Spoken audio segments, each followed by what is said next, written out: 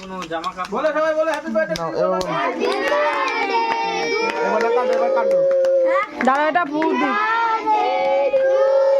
ওটা শেষ হোক। মোমটা ধরে দাও। এবার ফু দেবো। হ্যাঁ ফুল দিয়ে নিবি না। কাটো। এবার কাটো, কেক কাটো। হাত ধর তোরা। হ্যাঁ ধর। Happy birthday to you, happy birthday. ঠিক আছে, ছেড়ে দাও, হয়ে গেছে, ছেড়ে দাও। দেখি